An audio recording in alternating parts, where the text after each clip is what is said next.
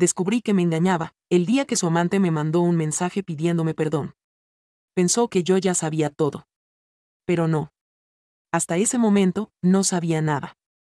Siempre pensé que, si alguna vez me engañaban, lo sabría de inmediato. Que algo en mí lo notaría, que habría una señal evidente, una mirada esquiva, un cambio de rutina que me alertara. Pero cuando confías de verdad, no buscas nada raro. No andas escaneando palabras ni vigilando comportamientos. Solo vives, tranquila, creyendo que el amor es suficiente y que, si alguien te dice que te ama, lo hace con honestidad. Yo creía eso. Confiaba en Mateo sin cuestionarlo.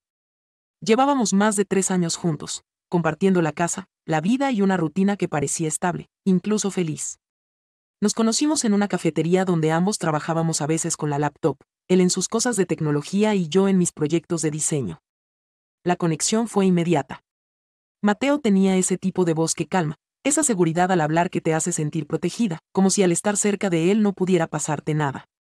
Y yo, que venía de relaciones frías, de silencios incómodos y mensajes no respondidos, me aferré a esa idea de refugio sin pensarlo demasiado. Nos mudamos juntos a los 6 meses. Mi familia me dijo que iba muy rápido, que debía tener cuidado, pero yo no escuché.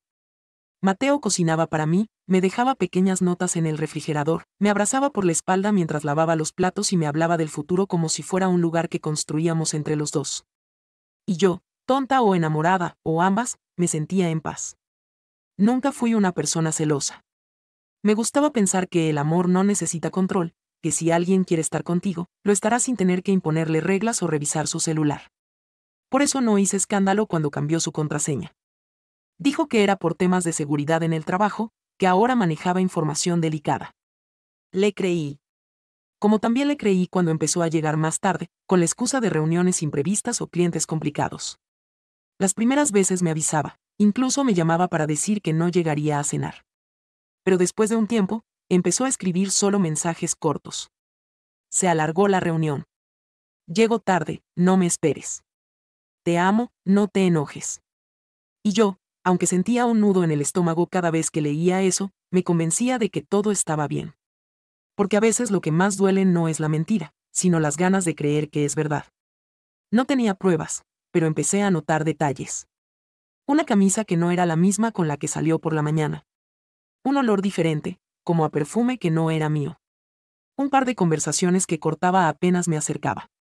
Nada demasiado evidente, pero suficiente para hacerme dudar. Y, aún así, no hice nada. No revisé su celular. No le reclamé.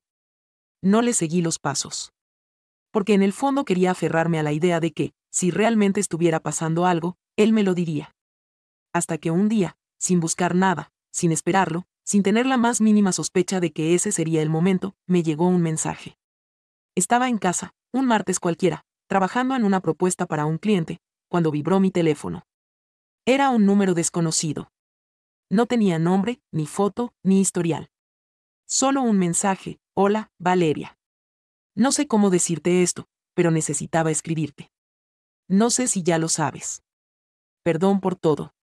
Al principio pensé que era un error, o alguien equivocado. Pero mi nombre estaba ahí. Claramente dirigido a mí. Y ese perdón por todo me dio un escalofrío que no supe explicar. Escribí de vuelta con el corazón acelerado: ¿quién eres? La respuesta llegó rápido. Alguien que cometió un error. Él me dijo que tú ya no estabas en su vida. Que vivía solo. Que no había problema. No hizo falta que me dijera su nombre. Yo ya sabía de quién hablaba. Sabía que ese él era Mateo.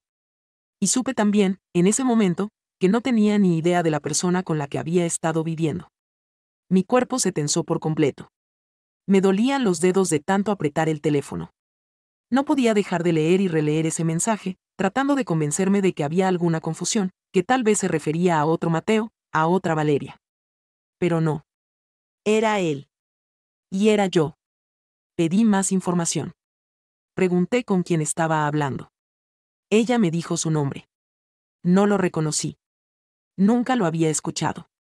Pero entonces me envió fotos. Una en la que aparecían juntos en un restaurante. Otra en un parque. Y una más, una selfie de ambos, acostados, en una cama que reconocí de inmediato. Mi cama. Mi cuarto. Mi casa. Sentí que el suelo se me iba. Tuve que sentarme en el sillón porque las piernas ya no me respondían. El mundo se volvió pequeño, oscuro, cerrado. Estaba mareada, pero no de tristeza. De indignación. Le pregunté cuándo había sido eso. Y su respuesta terminó de aplastarme, en diciembre. Pasamos Nochebuena juntos. Me dijo que tú estabas de viaje. Que no querías pasar las fiestas con él. Yo no estuve de viaje. Pasé Nochebuena sola, en casa de mi madre, con el corazón apretado porque Mateo me dijo que tenía que ir a ver a su abuela enferma. Me juró que le estaba pasando muy mal, que prefería que no lo acompañara para no incomodar. Prometió que al día siguiente vendría a estar conmigo. Nunca llegó. Y ahora sabía por qué. No estaba con su abuela. Estaba con ella. Y lo peor de todo es que esa mujer me pedía perdón. No supe cuánto tiempo estuve sentada con el celular en la mano, leyendo los mismos mensajes una y otra vez, como si hacerlo me fuera a dar alguna explicación que no llegaba. Todo tenía sentido ahora. Las salidas tardías, los cambios de ropa, la frialdad de los últimos meses. No era estrés del trabajo. No era la vida adulta cobrando factura. Era otra persona. Otra historia. Otra relación paralela que él manejaba con una calma tan repugnante que, ahora que lo veía en retrospectiva, me daba miedo. Ella me seguía escribiendo. Me decía que no sabía que Mateo seguía conmigo, que él había sido claro al decirle que nuestra relación había terminado hacía meses, que vivía solo, que estaba reconstruyendo su vida después de una relación tóxica y dependiente. Leí esas palabras con un nudo en la garganta. Yo, tóxica. Yo, dependiente. ¿Así me describía? ¿Después de todo lo que hice por él? Le pregunté desde cuándo estaban juntos. Me dijo que hacía casi un año. Que se veían a escondidas, que viajaban juntos, que incluso había dormido más de una vez en su departamento. No. En mi departamento. Porque la mayoría de las cosas que había ahí, desde los muebles hasta la cafetera, las compré yo. El espacio que ella describía con cariño era el hogar que yo había armado con mis propias manos. No sabía si llorar, gritar, vomitar o salir corriendo. Sentía el corazón como una piedra dentro del pecho. No me salía una sola lágrima. No todavía. Era como si mi cuerpo entero estuviera paralizado, como si todavía necesitara una última prueba para terminar de creerlo todo. Entonces ella me envió una foto más. No era una selfie. Era una imagen de él dormido en la cama. Despeinado, con esa camiseta que yo misma le había regalado.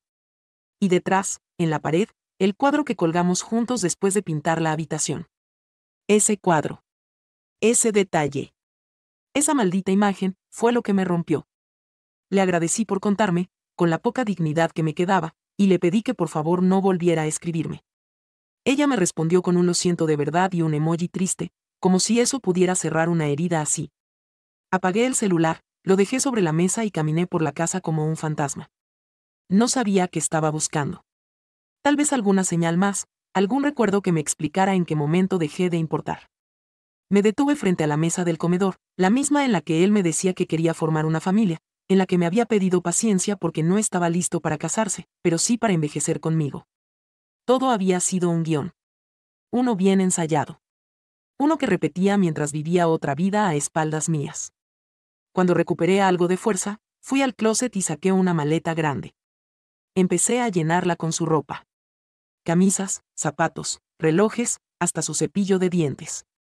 Todo lo que tenía su olor, todo lo que me recordara que durante más de 3 años viví con un actor, con un mentiroso profesional que supo cómo engañarme sin dejar rastro, hasta que otro lo dejó por él. No estaba llorando, pero cada cosa que metía en esa maleta me dolía como una puñalada. No por él, sino por mí. Por todo lo que entregué, por todo lo que aguanté, por haber defendido tantas veces una relación que solo existía en mi cabeza. Cuando terminé de empacar todo, puse la maleta cerca de la puerta y me senté en el sofá a esperar. Sabía que volvería esa noche. Había dicho que tenía una reunión, que no sabía a qué hora saldría. Mentira.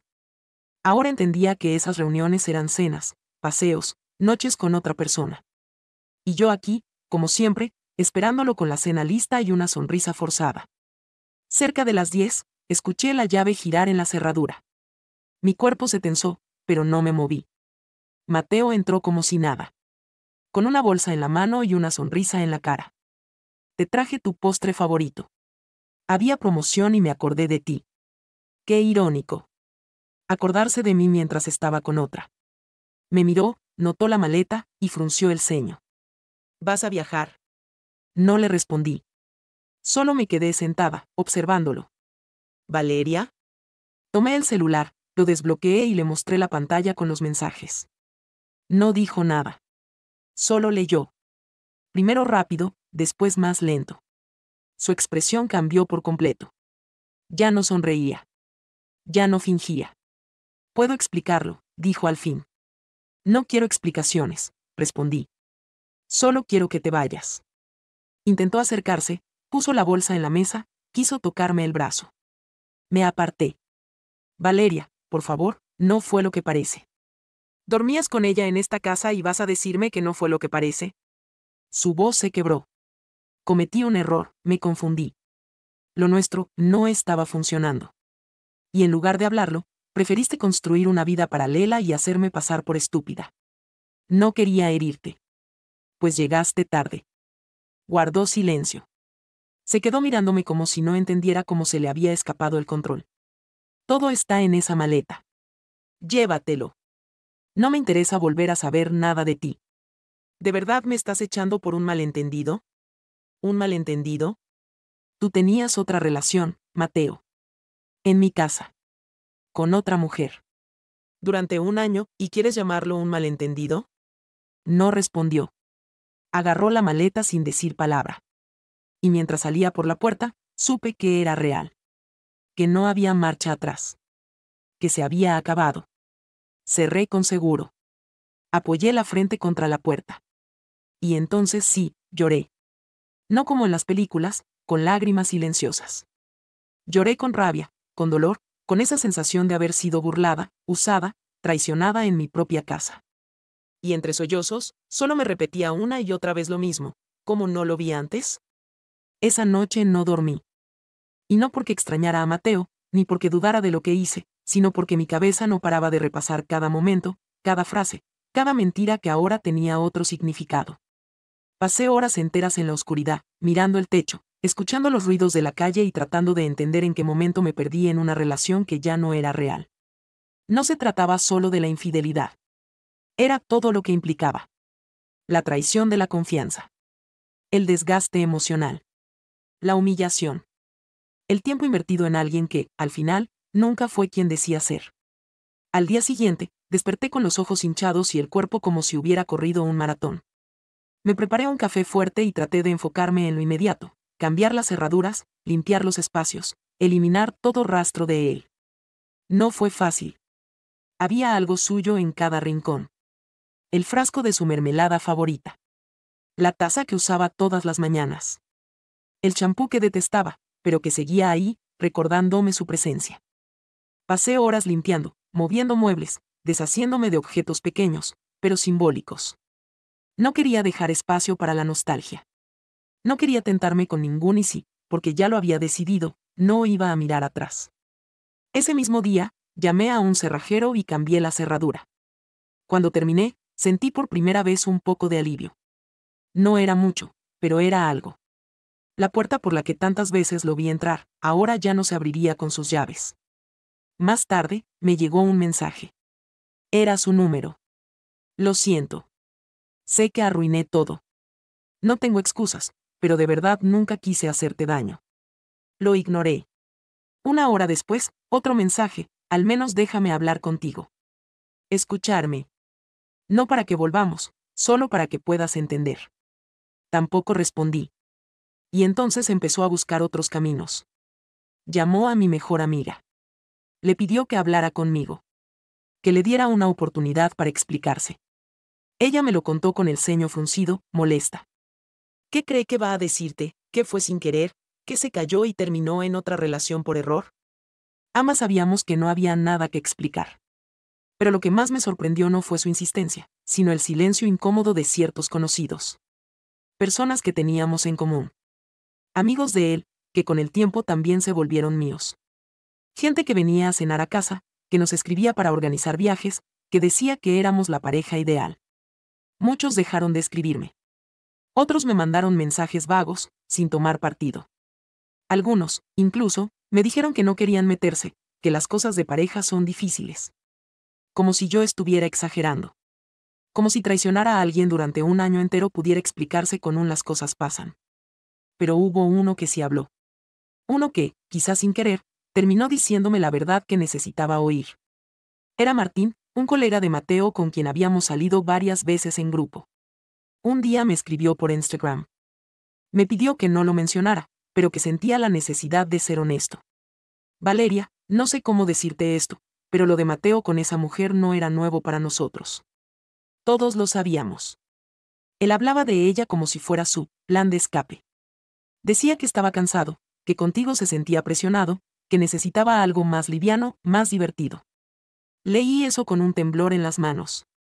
Y nadie dijo nada, escribí. No era mi lugar, supongo. Ahora me arrepiento. Pero todos se reían. Lo tomaban como una fase. Como algo que ya se le pasaría.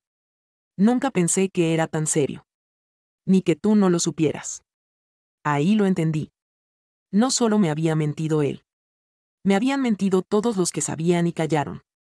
Los que me miraban a los ojos en las cenas y me preguntaban cómo estaba el trabajo, sabiendo que cuando yo me levantaba a buscar el postre, él probablemente le estaba escribiendo a otra. Esa traición me dolió más que la de Mateo. Porque al menos él tenía algo que perder. Los otros, ni siquiera eso. Solo eligieron callar. A los pocos días, Mateo volvió a insistir. Esta vez no con palabras dulces, sino con culpa disfrazada de preocupación. No quiero que termines odiándome, escribió. No puedo con esta distancia. Al menos dime que estás bien. No le respondí. Ya no era por orgullo. Era por dignidad. Lo bloqueé. Cerré sus redes, borré sus fotos, eliminé sus contactos. No porque lo odiara, sino porque necesitaba empezar de cero. Y para eso, tenía que sacar de mi vida todo lo que me recordara que alguna vez le creí.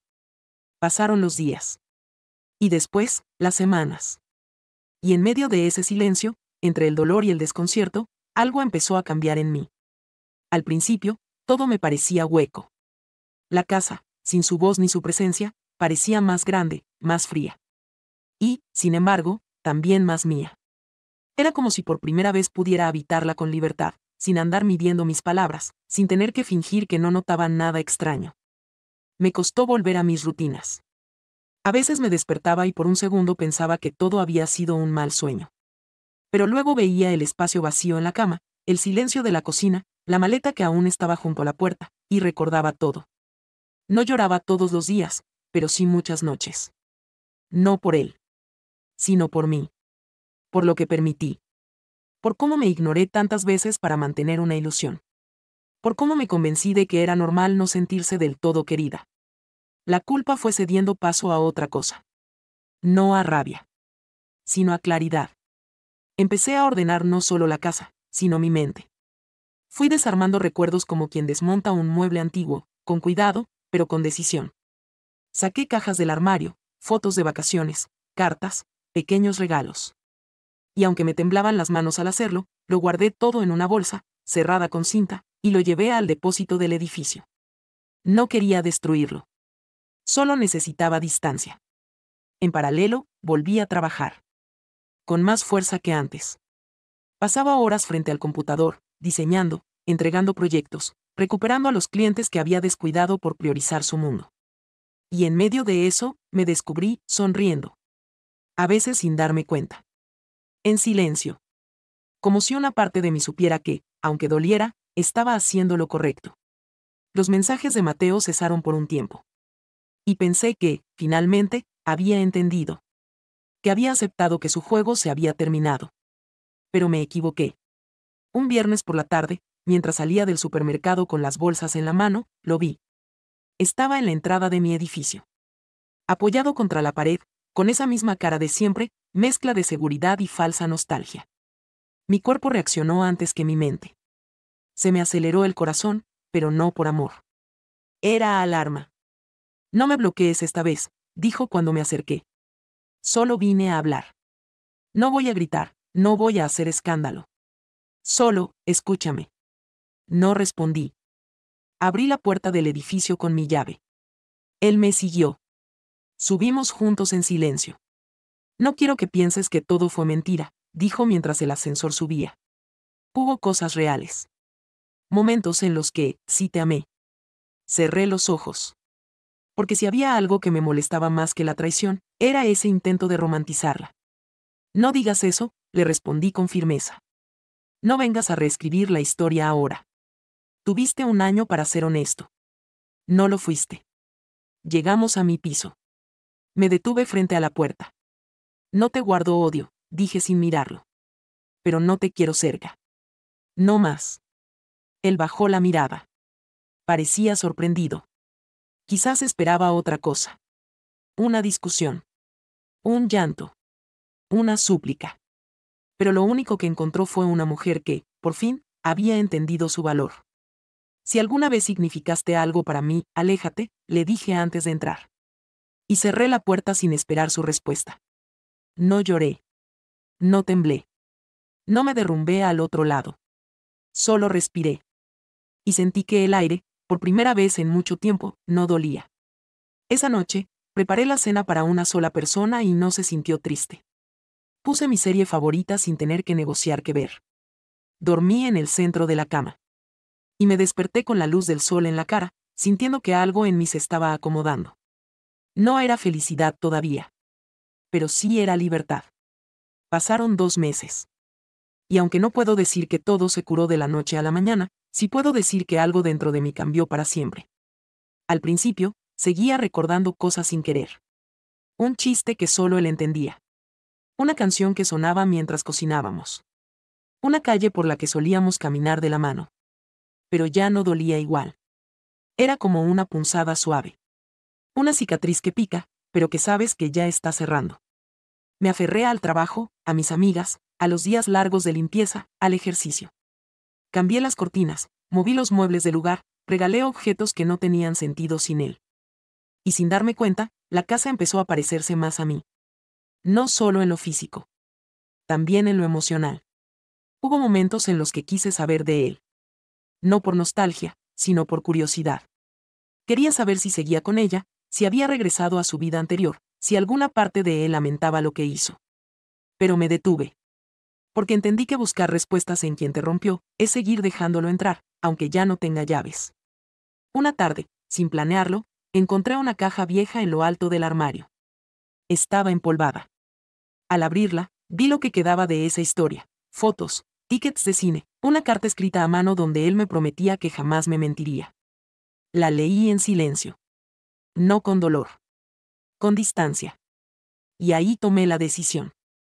Salí al patio, encendí una vela, y uno a uno, quemé esos papeles. No como un acto de odio, sino como un cierre. Cada llama era una parte de mí diciendo: ya no te necesito. No lo grabé. No lo subí a redes. No le conté a nadie. Fue solo para mí. Para ese pedazo de mujer que alguna vez creyó que amar era aguantar. Esa noche dormí con la ventana abierta. La brisa entraba suave, y por primera vez no extrañé ninguna voz, ningún abrazo, ninguna presencia. Solo me tenía a mí, y eso era suficiente. Días después, fui a visitar a mi madre. Hacía semanas que me insistía. Tomamos té, hablamos de cosas pequeñas, y de pronto me miró con una sonrisa tranquila y me dijo: te ves distinta. Más liviana. No respondí con palabras. Solo asentí. Porque sí, era cierto. Había algo en mí que se había soltado. Algo que se había roto, sí, pero que, al romperse, me mostró de qué estaba hecha. Mateo no volvió a buscarme. Al menos, no directamente. Una amiga en común me dijo que lo había visto solo, que al parecer ya no estaba con la otra mujer. Yo solo sonreí. No porque me alegrara, sino porque ya no me importaba. Un domingo por la tarde, mientras leía en el sillón con mi café, escuché mi propia risa. No venía de ningún recuerdo. No de una conversación con alguien. Era mía. Auténtica. Libre. Y en ese momento lo supe: había vuelto. Yo. La verdadera yo. La que merecía amor sin mentiras. La que no necesitaba mendigar atención ni justificar ausencias. la que ya no iba a conformarse con migajas. No sé si algún día volveré a enamorarme. Y por primera vez, no me da miedo esa idea. Porque ahora sé que estoy bien conmigo. Que no necesito a nadie para sentirme completa. Y que si alguna vez alguien llega, tendrá que ser alguien que sume, no que reste. Alguien que me elija, sí, pero que también me respete. Y si no llega, no pasa nada. Porque en este momento de mi vida, puedo mirarme al espejo y decir con absoluta certeza, ya no me debo nada. Así que si alguien me pregunta cómo superé esa traición, la respuesta es simple, me elegí a mí. Y eso, lo cambió todo.